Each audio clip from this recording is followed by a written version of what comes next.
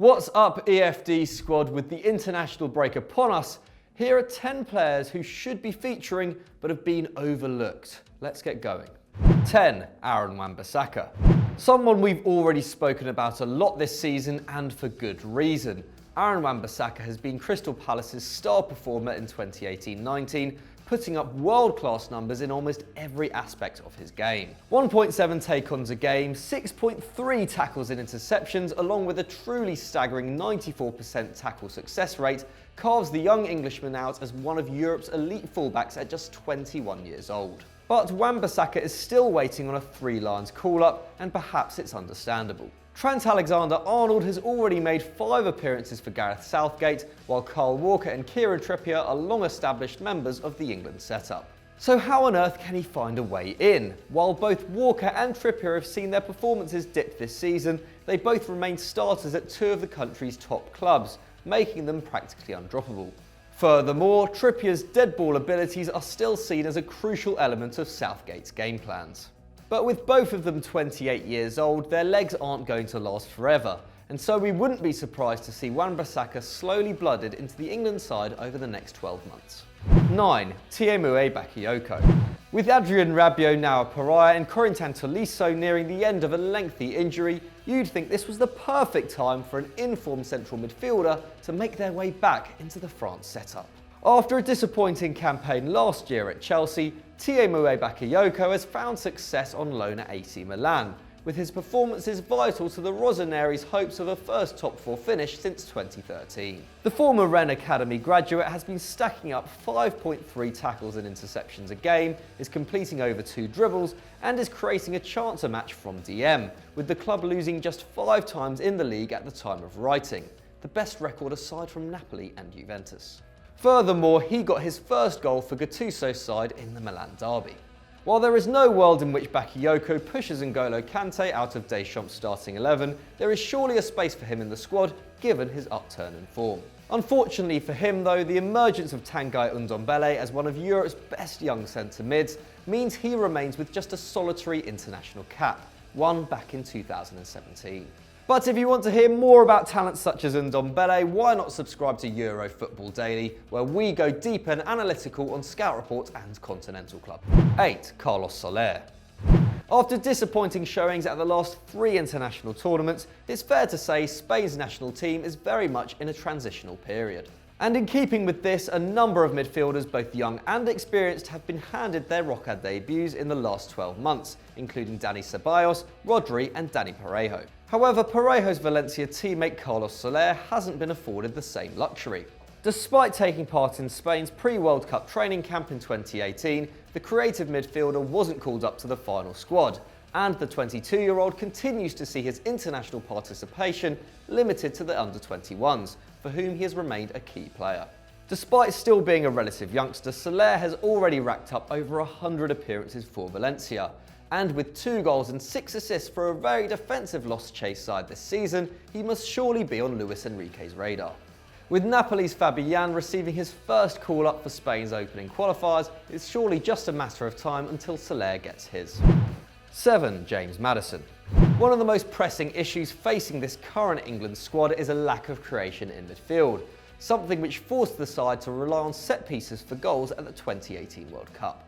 So it's rather surprising that James Maddison, whose 3.4 chances created a game is topped by no one in the Premier League, is yet to pick up his first cap, despite being called up to the squad by Gareth Southgate for England's Nations League clashes with Croatia and Spain.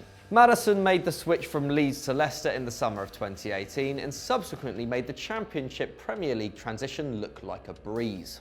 He has arguably been Leicester's best player in the 2018-19 campaign, scoring 6 and assisting 6 from attacking midfield, while also being able to fill in on the left when needed. But instead, Ross Barkley and Ruben Loftus-Cheek have made the cut despite playing less than 1,600 league minutes between them this season.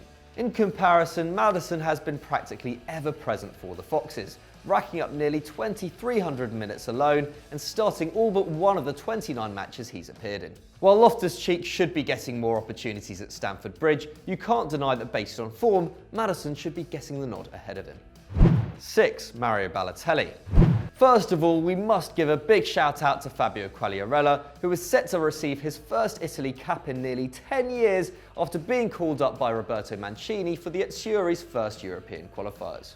And it's no surprise really, the 36-year-old currently tops the Serie A scoring charts ahead of Cristiano Ronaldo and even has a better goals to minute ratio than the Portuguese star. But one man who has fallen by the wayside of the national setup is Mario Balotelli, despite netting 5 goals in 6 starts since moving to Marseille on a free in January. One of Ligue 1's most dangerous strikers right now, he'll be disappointed to miss out on a place to Udinese's Kevin Lasagna, who has hit the net just 5 times all season and scored just twice since December. Mario and Mancini have endured a topsy-turvy relationship over the years, but it was actually the former Man City coach who brought the Maverick striker back into the national setup in 2018 after a 4-year absence. However, the manager has since suggested Balotelli is not in optimal condition for national team service, so maybe there's still some underlying tension between the two. 5. Jonas Hofman. The current state of German international football is not good to say the least. They've won just 1 game since October 2017 and have failed to beat any opposition since their embarrassing exit from the World Cup, not to mention the controversy surrounding Mesut Ozil's retirement. So it's no surprise Joachim Low is trying some new things. Bayer Leverkusen sensation Kai Havertz has finally won his first caps, while Werder Bremen's Max Eggestein is the latest young midfielder to get a call-up. But one man who has been overlooked is Borussia Mönchengladbach's Jonas Hofman. The centre mid was given his first break by Jurgen Klopp at Dortmund, and now 26, is enjoying his most productive season to date.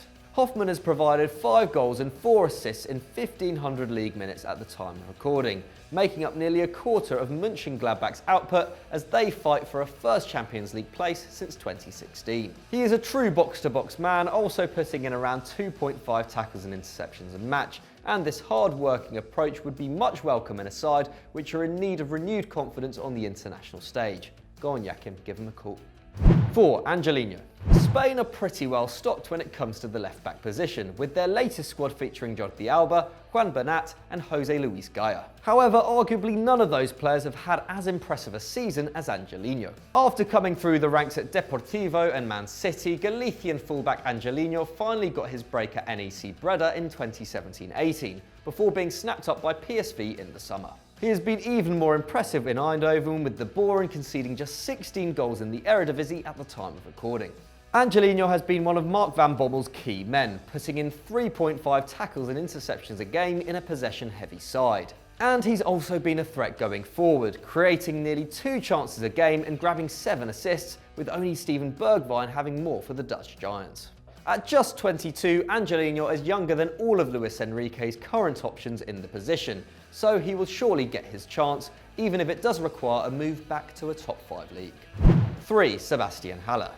Despite qualifying to play for both France and the Ivory Coast, Sebastien Haller has opted to try and earn a place in the Les Bleus setup, and it may be to his detriment. It has probably never been harder for a French striker to break into the national squad, with Griezmann, Mbappe, Giroud, Coman and other top-class forwards all vying for Deschamps' attention. But even with Lacazette, Martial and Dembele out injured, there is still no place for Haller, not that he doesn't deserve it. He has turned out multiple times for the under-21s, even scoring a hat-trick against Estonia back in 2015, and has been consistently excellent at club level, with 73 goals and 31 assists in 156 appearances since his move to Utrecht in the same year. That means that over the last 4 seasons, he has averaged a goal contribution every 123 minutes. Now 24, Haller is approaching his peak years, and 2018-19 has probably been his best campaign yet. At the time of recording, he has already contributed to 31 goals in all competitions for Eintracht Frankfurt,